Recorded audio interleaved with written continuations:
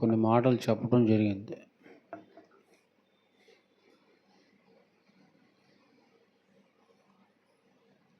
వాళ్ళు చెప్పిన ఆ మాటలన్నీ నిజాలే.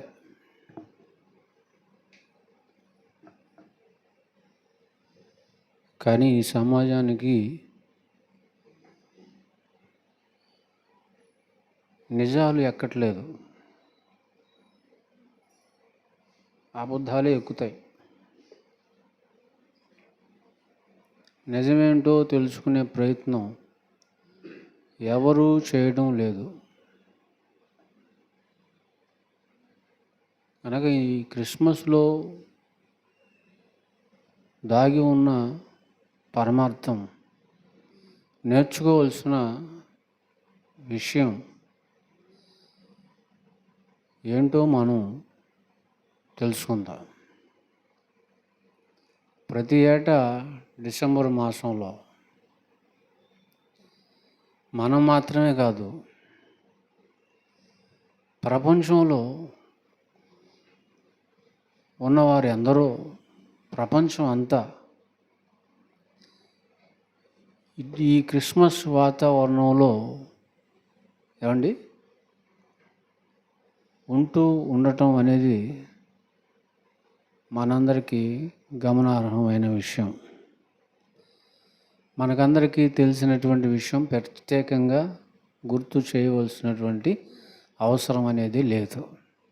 అయితే ఈ ఏడాది మనమందరం ఇలా చేరి కూడుకొని ఈ సంవత్సరం అంతా ఆయన కాపాడినందుకు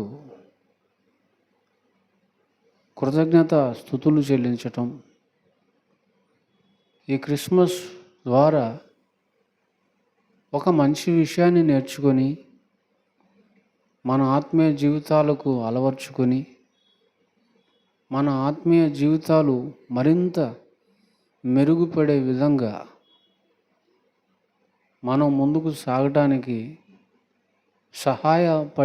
పడే దినముగా ఈ దినాన్ని మనం భావించాలి ప్రియులారా.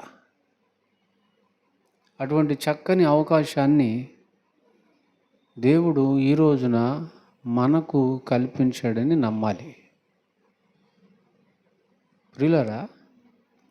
యేసుక్రీస్తు వారి యొక్క పుట్టుక అనే దాన్ని గూర్చినటువంటి సందర్భం ఈరోజు అయినప్పటికీ, ఇదైనప్పటికీ ఆలోచించవలసినటువంటి విషయం ఏంటంటే, ఆయన కేవలం ఈ లోకమందు పుట్టినవాడు మాత్రమే కాదు.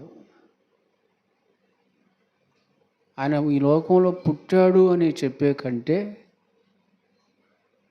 కరెక్ట్ వాడేంటంటే, ఈ లోకములోనికి వచ్చాడు, ఈ లోకములో అడుగు పెట్టాడు, ఈ లోకములోనికి ప్రవేశించాడు. ఇది రైట్. పుట్టాడు అనేది పొరపాటు అవుతుంది, కానీ వచ్చాడు, ప్రవేశించాడు అన్నది బైబిల్ ప్రకారంగా రైట్ అవుతుంది ప్రియులారా. అర్థమైందండి? ఆ రావడాన్నే ఆయన రాకడా అని పిలుస్తున్నాం. అర్థమైందండి? ఇది ఆయన శరీరధారిగా భూమి మీద అడుగు పెట్టినటువంటి ఘట్టం, అడుగుపెట్టినటువంటి అద్భుతమైనటువంటి సందర్భం. దీన్ని ఏమన్నారంటే శుభ సందర్భం అనొచ్చు. ఏందండి? శుభ సందర్భం, మంచి సందర్భం, ఇది మేలుకరమైనటువంటి సందర్భం, ఆరోగ్యకరమైనటువంటి సందర్భం అని మనం గ్రహించాలి, తెలుసుకొని ఉండాలి.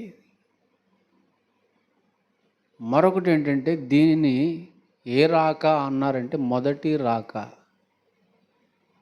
యేసుక్రీస్తు వారి యొక్క మొదటి రాకడా అని పిలవాలి,